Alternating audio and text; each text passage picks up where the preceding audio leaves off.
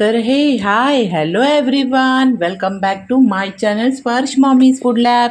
कसे आहात तुम्ही सर्व? मस्त ना? मस्तच राहा आणि मस्त राहून स्वस्तही राहा असं स्वामी समर्थ चरणी आणि गणपती बाप्पाच्या चरणी प्रार्थना करते आणि आजच्या नवीन व्हिडिओला सुरुवात करते.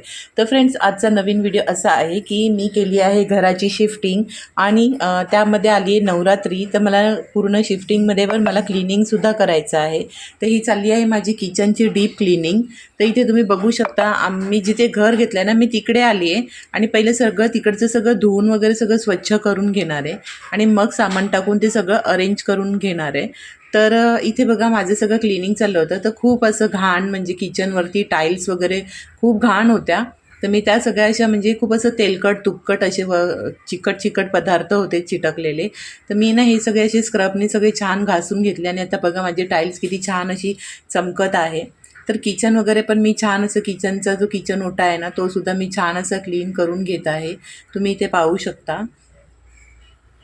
तर कसं आहे ना फ्रेंड्स, अगोदर मला क्लिनिंग करायची होती, पण काय झालं की मला माहिती होतं की शिफ्टिंग करायचं, मग पुन्हा शिफ्टिंगमध्ये पुन्हा क्लिनिंग करा, मग परत एकदा शिफ्ट झाल्यावर क्लिनिंग करा. तर मग ते काही माझ्या मनाला पटत नव्हतं. म्हणून म्हटलं की चला शिफ्टिंग झाल्यावरतीच करू. तर आता ना माझ्याकडे अवघे 2च दिवस राहिले शिफ्टिंग म्हणजे क्लिनिंग करण्यासाठी. तर त्यामध्ये मी हे सर्व क्लिनिंग करून घेत आहे. त्याच्यानंतर उद्या मी सगळं सामान वगैरे टाकून किचनचं पहिलं सगळ्यात प्रथम मी ना किचनचं सगळं क्लिनिंग वगैरे करून घेणार आहे.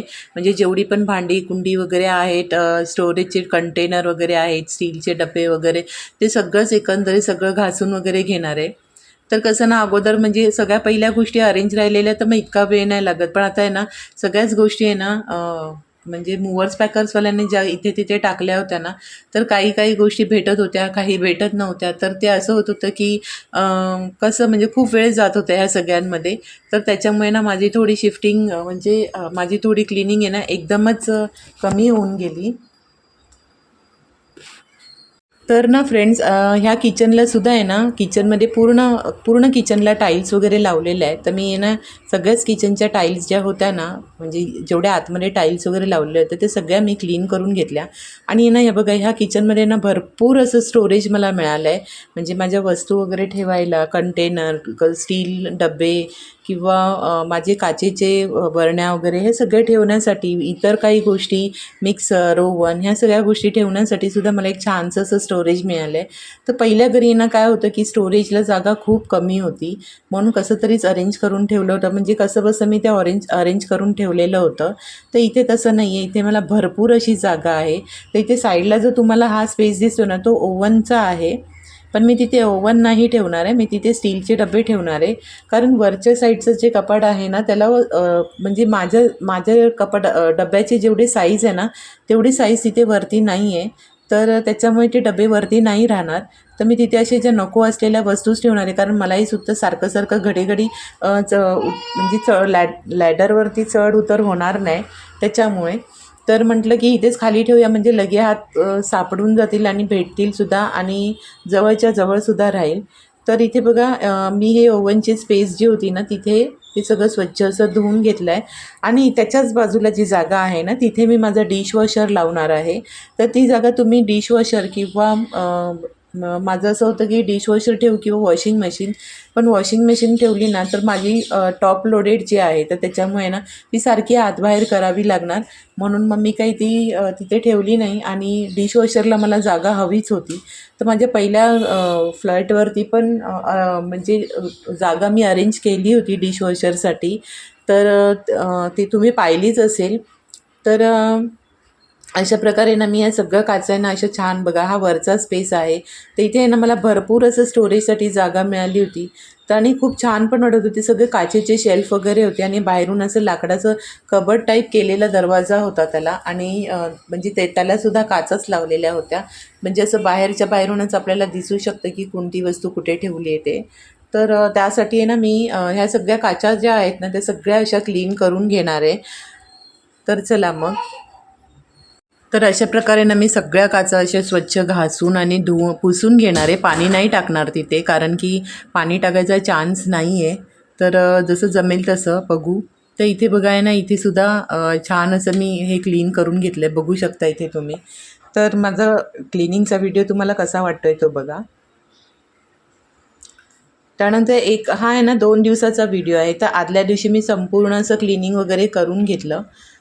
तर इथे बघा मला आहे ना किचनची जी विंडोसुद्धा आहे ना तर ती मला अशी पूर्ण ओपन भेटलेली आहे.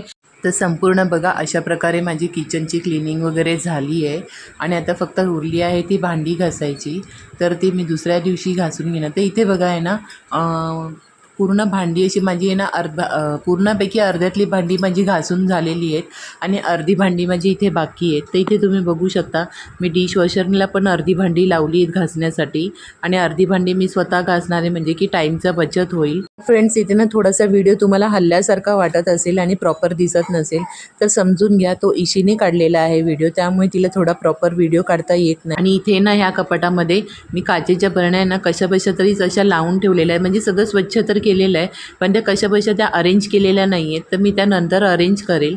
तर अशी आहे माझी क्लिनिंग. कसं असतं ना आपण जसं सामान काढतो तसं आपण पटापट घासू शकतो, पण जेव्हा ते लावायची वेळ येते ना फ्रेंड्स तर ते असं होतं की काय कुठे लावू, कुठे ठेवू आणि कसं अरेंज करू.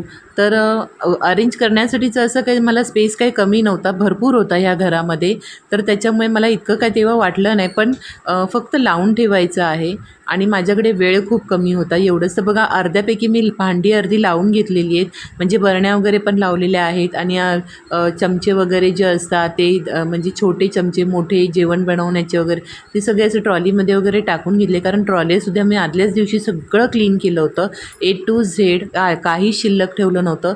सगळी जागा लाईट्स वगैरे सुद्धा मी अगदी घासून पुसून, म्हणजे लाईट्स घासल्या नव्हत्या पण पुसून वगैरे घेतलेल्या आणि बाकीचं सगळं टाईल्स लादी वगैरे सगळं असं घासून पुसून घेतलेलं आहे. तर इथे ना हे होतं फ्रीजचं सामान. तर मला फ्रीजसुद्धा क्लीन करायचं होतं आणि शिफ्टिंगमध्ये ना फ्रेंड्स काय झालं की माझ्या फ्रीजमध्ये ना अंडं पडून गेलं.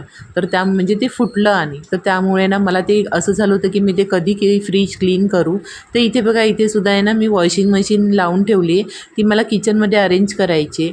आणि हा आहे बेडरूममध्ये जे मी काही घासून ठेवलं होतं ना ते मी ते फॅनखाली येऊन सुकवण्यासाठी इथे असं ठेवलेलं आहे. बाकीचं अजून दुसरा काही एक्स्ट्राचा पसारा आहे जो शिफ्टिंगमध्ये अरेंज करायचा राहिला आहे. तर तोसुद्धा मी एका साईडला एका कोपऱ्यात करून ठेवला आहे. तर इथे तुम्ही बघू शकता म्हणजे अशी घासून पुसून म्हणजे घासून अशी भांडी सुकायला ठेवलेली आहेत. बाथरूममधल्या पण काही वस्तू आहेत ज्या मी एका टबमध्ये स्टोअर करून ठेवल्या आहेत. तो टबसुद्धा मला बाथरूममध्ये ठेवून द्यायचा आहे, पण मला बाथरूमसुद्धा क्लिनिंग करायचं आहे म्हणून मी हे सगळं एका रूममध्ये डम्प करून ठेवलं होतं फ्रेंड्स. तर इथेसुद्धा तुम्ही बघू शकता माझी ट्रॉली बास्केट्स कंटेनर हे सगळंच शिल्लक राहिलं आहे. तर हे सगळंसुद्धा मला आहे ना क्लीन करायचं आहे, पण क्लीन म्हणजे क्लीन केलेलंच आहे, फक्त अरेंज करायचं आहे. तर हे आहे माझं कपड्याचं रॅक. तर ते सुद्धा कपडेसुद्धा मशीनला जे धुतले जात होते ना ते पटापट मी इथेसुद्धा हे लावून येत होती. तर इतकी कामांची गडबड होती ना की मी काय सांगू. आणि इथे मी फ्रीज ठेवलेला आहे, कारण की आहे ना माझ्या फ्रीजचा जो किचनचा जो दरवाजा आहे ना तर त्यामध्ये ना माझं फ्रीज जात नाही, कारण माझं फ्रीज मोठं आहे लांबीने पण आणि रुंदीने पण.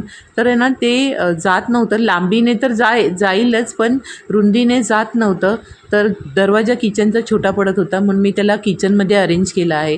तर इथे बघा तुम्ही किचनची जी विंडो आहे ना ती अशी मोकळी आहे, मोकळा हवा येण्यासाठी वगैरे ह्या रूमला मला भरपूर अशी स्पेस आणि मोकळी हवा येण्यासाठीचं असं जागा मिळालेली आहे. तर म्हणजे फोडणी वगैरे जरी जेवणाला दिली ना तर मी विंडो ओपन ठेवून वगैरे सगळं करू शकते. वरती एक्झॉस्ट फॅनसुद्धा आहे. तर अशा प्रकारे ना आणि मी इथे ना कॅमेरा लावला होता ना म्हणजे सेल्फी स्टिकला, तर ना मला असं थोडा अंधार वाटायला लागला. तर मी इशीला म्हटलं की तू तिकडे उभी राहा आणि मला बघू दे की म्हणजे व्हिडिओ काळपट येतो आहे का कसा येतो आहे ते. तर आहे ना कसं लाईटची दिशा चुकीची असल्याकारणाने ना थोडा व्हिडिओ काळपटसारखा येत होता. तर अशी होती माझी डीप क्लिनिंग.